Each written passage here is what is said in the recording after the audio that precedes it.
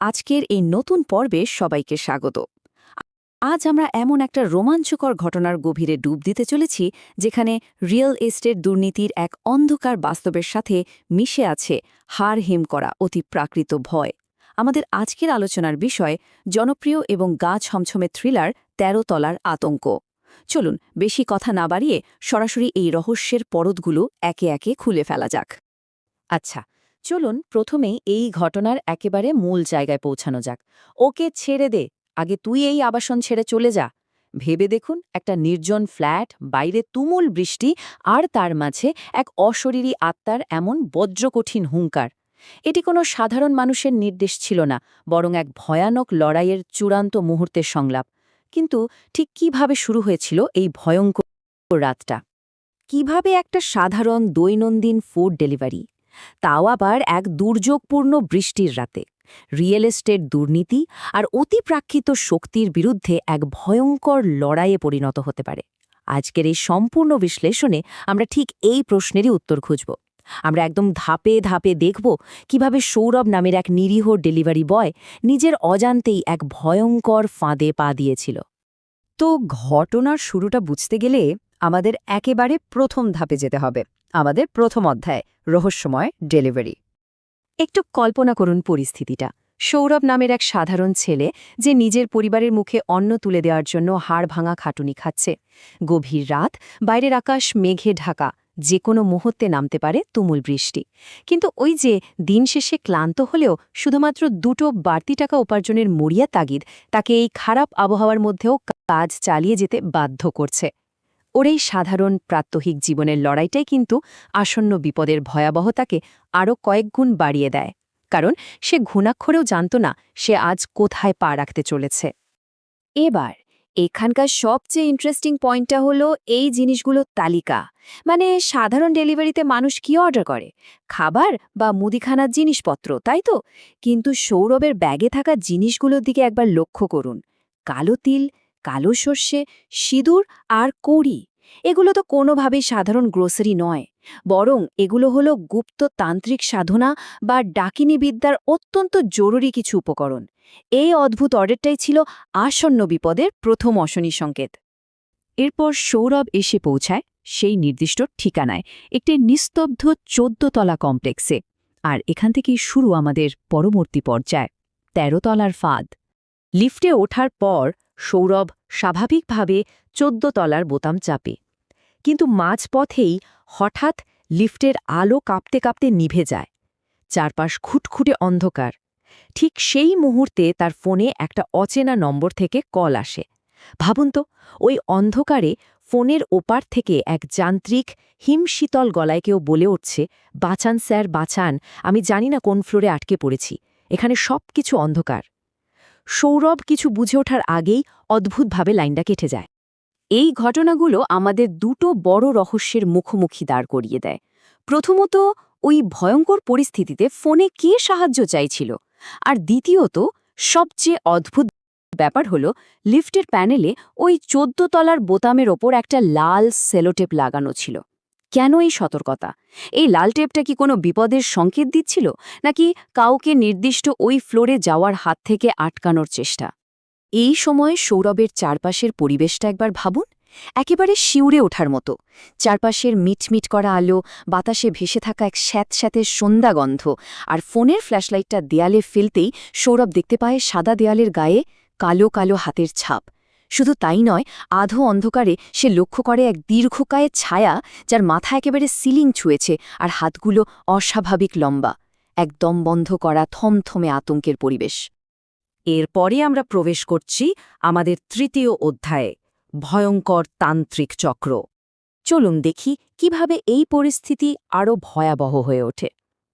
সৌরভ যখন কাস্টমার পুলক সেনগুপ্তের দেখা পায়, তখন মুহূর্তের জন্য মনে হয়েছিল, যা, হয়তো বিপদের মেঘ কেটে গেছে। কিন্তু বাইরে প্রবল বৃষ্টি শুরু হওয়ায় পুলক সৌরভকে ফ্ল্যাটের ভেতরে বসার আমন্ত্রণ জানায়। আর ভেতরে ঢুকেই সৌরভ দেখে এক অদ্ভুত দৃশ্য। ঘুটঘুটে অন্ধকার ঘরে কালো পোশাক পরা এক ওঝা বসে আছে। তান্ত্রিক প্রস্তুতির ধাপগুলো একবার লক্ষ্য করুন। মাটিতে সিঁদুর দিয়ে একটা বড় পঞ্চভুজ আঁকা। তার 5 কোণায় জ্বলছে 5টি মোমবাতি, আর সেই পঞ্চভুজের ওপর কালো তিল ছড়িয়ে বিড়বিড় করে মন্ত্র পড়া হচ্ছে। সৌরভ নিজের অজান্তেই এমন এক ভয়ঙ্কর চক্রের মধ্যে গিয়ে পড়েছিল। বিপদ একেবারে চরম আকার ধারণ করে যখন সৌরভকে এই পূজার প্রসাদ খেতে দেওয়া হয়। এটা কোনো সাধারণ প্রসাদ ছিল না, এটা ছিল একটা নিখুঁত ফাঁদ। প্রসাদ হিসেবে দেওয়া সন্দেশে মেশানো ছিল কড়া মাদক। সৌরভ সেটি খাওয়ার কয়েক মুহূর্ত পরে তার দৃষ্টি ঝাপসা হতে শুরু করে, শরীর অসাড় হয়ে যায় আর সে জ্ঞান হারায়। যখন তার জ্ঞান ফেরে, সে আবিষ্কার করে নিজেকে ব্যালকনির গ্রিলের সাথে শক্ত দড়ি দিয়ে বাঁধা অবস্থায়, আর সেই ওঝা তাকে ঘিরে সিঁদুরের বৃত্ত আঁকছে। কিন্তু কেন সৌরভের সাথেই ঠিক এমনটা করা হলো? এই প্রশ্নের উত্তর খুঁজতে গিয়ে আমরা গল্পের সবচেয়ে বড় মোড়ে এসে দাঁড়াই। আমাদের পরবর্তী বিষয়, দাদার অন্তর্ধান রহস্য। এখানকার টাইমলাইনটা পুরো ঘটনার জ্বর ছাড়িয়ে দেয়। ঠিক 1 বছর আগে সন্তুকামের এক যুবক এই সাইটে কাজ করার সময় বিল্ডিংটির বেআইনি আর দুর্বল নির্মাণের তীব্র প্রতিবাদ করেছিল, আর তার ঠিক পরই সে রহস্যজনকভাবে নিখোঁজ হয়ে যায়। চমকে দেওয়ার মতো সত্যিটা হলো, এই সন্তুই হলো সৌরভের দাদা।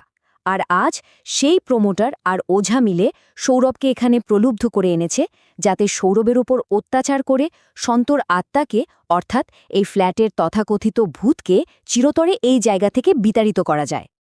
আর এই বিষয়টা চমৎকারভাবে গল্পের অন্তর্নিহিত সামাজিক বার্তাকে ফুটিয়ে তোলে। এখানে আসল দানব কিন্তু কোনো ভূত নয়, বরং দুর্নীতিগ্রস্ত প্রমোটার পুলক সেনগুপ্ত, যে নিজের লোভের জন্য দিনের পর দিন মানুষের জীবন নিয়ে ছিনিমিনি খেলছে। অন্যদিকে ফ্ল্যাটের যে অশরীরী আত্মাকে ভয়ের কারণ হিসেবে দেখানো হয়েছে, সে আসলে একজন ন্যায়পরায়ণ মানুষের আত্মা, যে মৃত্যুর পরেও প্রতিবাদ চালিয়ে যাচ্ছে, যাতে এই বিপজ্জনক ফ্ল্যাটে এসে কোনো নিরীহ মানুষের প্রাণ না যায়। গল্পটা এরপর তার একেবারে চরম শিখরে পৌঁছায়। শুরু হয় আমাদের ৫ম অধ্যায়, অশুভ শক্তির বিনাশ।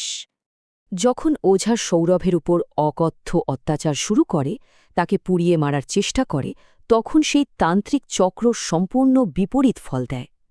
ভাইয়ের ওপর এমন নির্যাতন সহ্য করতে না পেরে প্রবল শক্তি নিয়ে সেখানে আবির্ভূত হয় সন্তুর আত্মা। সত্যি বলতে এটি গল্পের অন্যতম আবেগঘন একটা মুহূর্ত। যে দীর্ঘকায় ভয়ঙ্কর কালো ছায়াটিকে দেখে সৌরভ প্রথমে আতঙ্কিত হয়েছিল, ভাইয়ের বিপদের সময় সেই ছায়ায় ধীরে ধীরে পরিচিত মানুষের অবয়ব নিতে শুরু করে। 1 বছর আগে হারিয়ে যাওয়া আদরের দাদাভাই সন্তু আবার সৌরভের সামনে এসে দাঁড়ায়। ওঝার ভয়ানক মন্ত্র আর সমস্ত বাধা উপেক্ষা করে পরম মমতায় সে নিজের হাতে ভাইয়ের দড়ির বাঁধন খুলে দেয়।